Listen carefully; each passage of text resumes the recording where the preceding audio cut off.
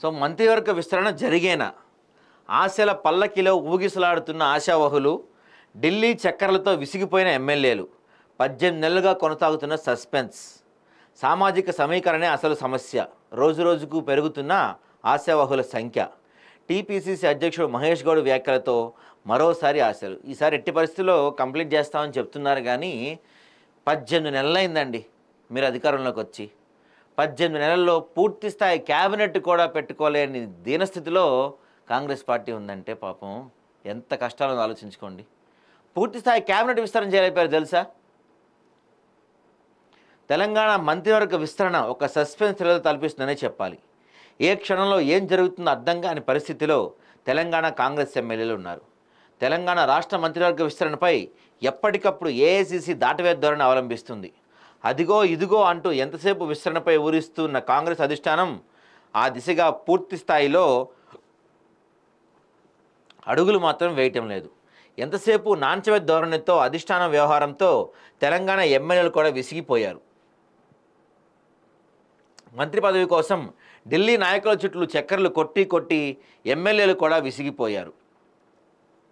తాజాగా టీపీసీసీ అధ్యక్షుడు మహేష్ గౌడ్ వ్యాఖ్యలు మరోసారి వారిలో ఆశలు రేపుతున్నాయి.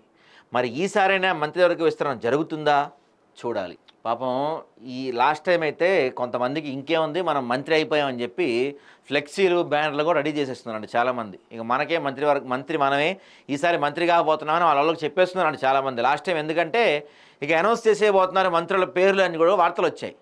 సడన్గా అది పోస్ట్ పోన్ అయితే వచ్చింది. ఇప్పుడు చూస్తే మనకు మంత్రివర్గంలో చోటు ఫిక్స్. త్వరలోని అధిష్టానం నుండి పిలుపు, జాబితాలో మన పేరు ఖరారు, ప్రమాణ స్వీకారమే తరువాయి. ఇలా తెలంగాణకు చెందిన పలువురు ఎమ్మెల్యేలు వారి కార్యకర్తలకు గొప్పగా చెప్పుకున్నారు. చివరకు ఆలీ లేదు సోలీ లేదు, కొడుకు పేరు సోమలింగం అనే చందంగా తయారైంది పాపం కాంగ్రెస్ పార్టీ ఎమ్మెల్యేల పరిస్థితి. త్వరలోనే మంత్రివర్గ విస్తరణ జరిగి మంత్రులు అయిపోదాం అనుకున్న ప్రతిసారి వీళ్ళకి చొక్కెదురవుతానే ఉంది. మంత్రివర్గ విస్తరణపై కాంగ్రెస్ అధిష్టాన నిర్ణయం ఇప్పటికే ఫైనల్ కాకపోవడంతో అసలు మంత్రివర్గ విస్తరణ ఎప్పటికవుతుందో కూడా అర్థం కాని పరిస్థితి. ఇప్పటికే మంత్రివర్గ విస్తరణపై పలుమార్లు రాష్ట్ర ముఖ్యమంత్రితో పాటు ఇతర మంత్రులు, కీలక నాయకులు హైకమాండ్తో భేటీ అయ్యారు. మంత్రివర్గ విస్తరణపై సుదీర్ఘ చర్చలు జరిపారు. తాజాగా మార్చి చివరిలో ఉగాది పండుగ సందర్భంగా మంత్రివర్గ జాబితా వస్తుంది, ఏప్రిల్ 3న ప్రమాణ స్వీకార తేదీ ఫిక్స్ అని వదిలికొట్టారు. కానీ చివరి నిమిషంలో అది కూడా ఫెయిల్ అయిపోయింది. మంత్రివర్గ విస్తరణ అంశం తెలిసిన వెంటనే మంత్రి పదవులు ఆశిస్తున్న తెలంగాణకు చెందిన చాలామంది ఎమ్మెల్యేలు ఢిల్లీలో వెళ్ళిపోయేవారు. ఎవరి స్థాయిలో వాళ్ళు ఢిల్లీలో పైరువేలు చేసేవాళ్ళు.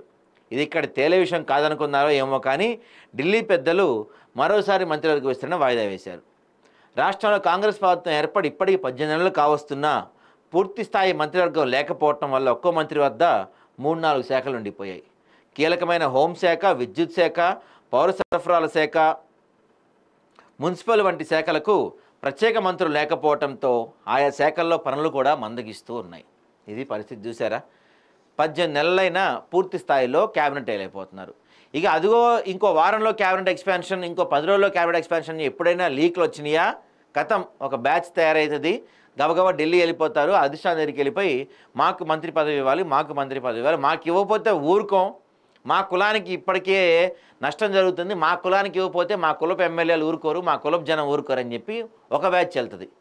ఇంకో బ్యాచ్ వెళ్ళేసి నేను రాజీవ్ గాంధీని ఎత్తుకొని పెంచా, నేను రాహుల్ గాంధీ ముడ్డిగడిగా, నేను రాహుల్ గాంధీ చెడ్డీ నేనే మార్చానని చెప్పి ఇంకో బ్యాచ్ బయలుదేరుతుంది. ఇంకో బ్యాచ్ ఏమో నేను బీఆర్ఎస్ నుంచి నాతో పాటు 10 మంది ఎమ్మెల్యేలు తీసుకొచ్చాను, ఇప్పుడు నాకు మంత్రి పదవి ఇవ్వకపోతే నేను బీఆర్ఎస్ నుంచి వెళ్ళిపోతా అని చెప్పి ఇంకో బ్యాచ్ బయలుదేరుతుంది. ఇవన్నీ ఎందుకురా బాబు, అసలు ఈ ఎక్స్పాన్షన్ లేదు, ఇప్పుడు అవసరమా అని చెప్పి పక్కన పడేస్తూ ఉంటుంది అధిష్టానం. ఇది ఒక డైలీ సీరియల్ అనమాట, కొనసాగుతూ ఉంటుంది కొన్ని తరతరాల నుంచి.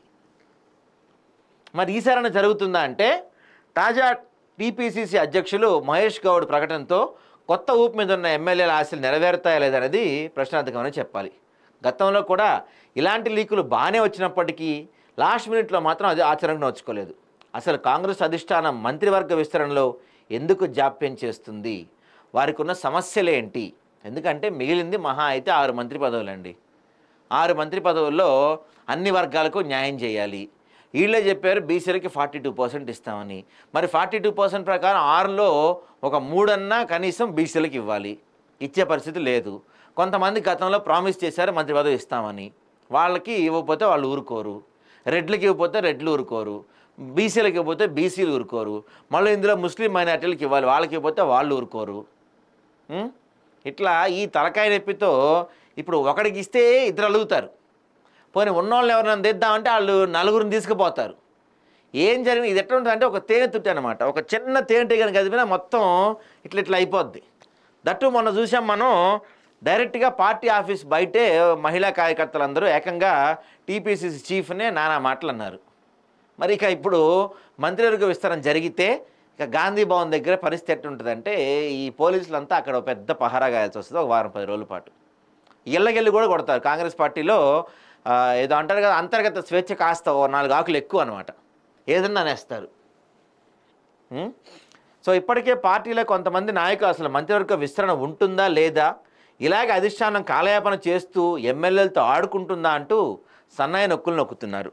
ప్రతి ఒక్కరికి మీకు సముచిత స్థానం కల్పిస్తామని చెప్పిన అధిష్టానం చివరికి ఎవరికి స్థానం కల్పిస్తుందో అర్థం కాక ఎమ్మెల్యేలు దిక్కుతోచని స్థితిలో ఉన్నారు.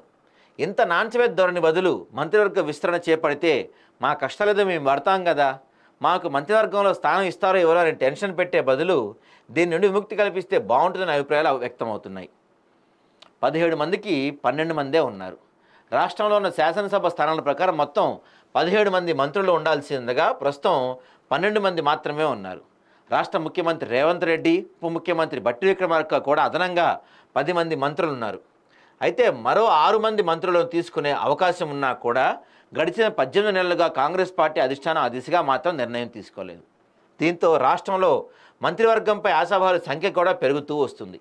ఇప్పటి వరకు మంత్రివర్గంలో స్థానం లభించిన వారు అందరూ కూడా శాసనసభకు ఎన్నికైన వారే ఉండగా తాజాగా శాసనమండలిలో కూడా కాంగ్రెస్ పార్టీ సభ్యుల సంఖ్య పెరుగుతూ వస్తుంది. అంటే కొత్తగా ఎమ్మెల్సీ ఎన్నికైన అద్దంకి దయాకర్ కావచ్చు, మొన్న మధ్య అయితే ఇంకేముంది విజయశాంతికి మంత్రి పదవి ఇచ్చేస్తున్నారు, ఏకంగా హోమ్ మినిస్టర్ ఇచ్చేస్తున్నారని చెప్పి కూడా ఒక పెద్ద ఎత్తున ప్రచారం జరిగింది. కామన్లీ కాంగ్రెస్ ఇట్లాంటి అన్నీ.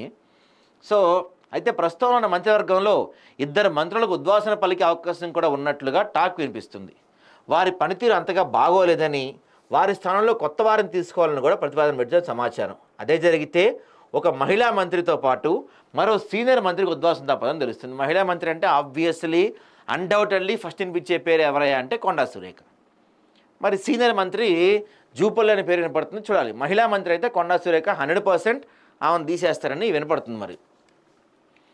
మరి సామాజిక సమీకరణ అసలు సమస్య. అయితే మంత్రివర్గ విస్తరణలో కాంగ్రెస్ హైకమాండ్కి ఎదురవుతున్న అడ్డంకులు ఏంటి అనే విషయం ఎవరికి అర్థం కాని పరిస్థితి నెలకొంది. అసలు మంత్రివర్గ విస్తరణలో ఢిల్లీ అధిష్టానం ఎందుకు వెనుకంజ వేస్తుందనే అంశం సర్వత్రా చర్చ నడుస్తుంది. ప్రస్తుతం తెలంగాణ మంత్రిమండలిలో మరో 6గురికి అవకాశం ఉంది. కానీ ఆశావాహుల సంఖ్య మాత్రం అంతకు 2 ఉండడంలో ఆశ్చర్యం లేదు. 2 ఏందండి బాబు, ప్రతి ఎమ్మెల్యే నిన్నే మంత్రి అని చెప్పుకుంటాడు. 64 మంది ఎమ్మెల్యేలు ఉన్న ఎమ్మెల్సీలు, పార్టీలు ఎప్పటి నుంచో ఉన్న సీనియర్లు, ప్రతి ఎవరి గురించి నాకు మంత్రి పదవి ఇవ్వాల్సిందే, ఇవ్వకపోతే నేను పోతా అంటారు ప్రతి ఒక్కళ్ళు ఇక్కడ.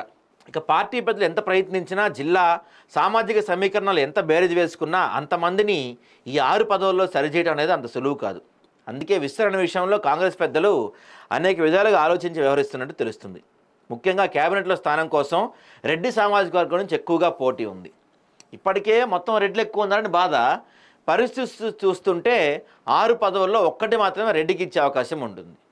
ఇప్పటికే నల్గొండ జిల్లా నుంచి కోమటిరెడ్డి రాజగోపాల్ రెడ్డి, నిజామాబాద్ జిల్లా నుంచి సుదర్శన్ రెడ్డి, హైదరాబాద్ రంగారెడ్డి జిల్లా నుంచి మల్రెడ్డి రంగారెడ్డిలు బలంగా ప్రయత్నిస్తున్నారు. ఇందులో రాజగోపాల్ రెడ్డి అయితే ఒక అడుగు ముందుకేసి నాకు అసలు మంత్రి పదవిని అడగటం ఏంది, నాకు ఇస్తాను మీరు హామీ ఇచ్చారు కదా, నాకు ఇవ్వకపోతే మామూలుగా ఉండదని చెప్పి ఆయన వార్నింగ్లు ఇచ్చే పరిస్థితి కనబడుతుంది. ఇక మల్రెడ్డి రంగారెడ్డి అయితే హైదరాబాద్ రంగారెడ్డికి అసలు ప్రాధాన్యత లేదు, మంత్రి పదవి ఇవ్వకపోతే బాగోదని చెప్పి ఈయన కూడా చెప్తున్నారు. మరిలో ఈయనకి ఎవరికి ఇచ్చినా మిగతా వారి అసంతృప్తిని కంట్రోల్ చేయడం కష్టమని చెప్పాలి.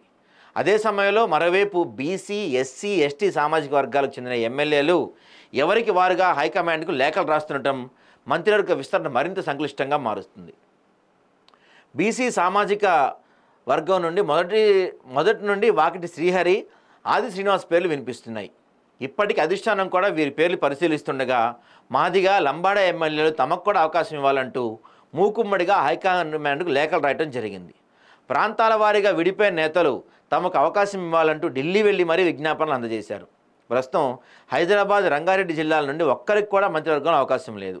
ఈ నేపథ్యంలో మంత్రివర్గ విస్తరణలో అయినా ఆ జిల్లాలకు అవకాశం ఇవ్వాలని అటు జిల్లాకు చెందిన వారు కోరటంతో పార్టీ సీనియర్ నేత జానారెడ్డితో కూడా హైకమాండ్కు లేఖ రాశారు. అదే సమయంలో నల్గొండ జిల్లా నుండి పలువురు మంత్రి పదవులు ఆశిస్తున్న వారి గురించి మాత్రం ఆయన ఎక్కడా ప్రస్తావించలేదు. ఆ జిల్లా నుంచి రాజగోపాల్ రెడ్డి, అద్దంకి దయాకర్, పద్మావతి, శంకర్ నాయక్, బాలు నాయక్ రేసులో ఉన్నారు. ఇలా అనేక అనంతరాల నడుమ రోజు రోజుకు మంత్రివర్గ విస్తరణ జాప్యం జరుగుతూనే ఉంది. ఇలాంటి సందర్భంలో అసలు మంత్రివర్గ విస్తరణ ఎప్పటికి జరుగుతుంది, అసలు జరుగుతుందా, జరిగితే ఎవరికి అవకాశం ఉంటుంది, సామాజిక సమీకరణలు ఎలా ఉండబోతున్నాయి, నిరాశపడిన వారిని ఎలా సంతృప్తి పరుస్తారు, ఇలా అనేక ప్రశ్నలు ఉత్పన్నమవుతున్నాయి. మరి ఈ సస్పెన్స్ థ్రిల్లర్కు ఎప్పటికి ఎండ్ కార్డ్ పడుతుందో వేచి చూడాల్సిందే. మళ్ళీ విజయశాంతికి ఇస్తా అంటున్నారు, మళ్ళీ ముస్లిమ్స్కి ఇవ్వాలని చెప్తున్నారు.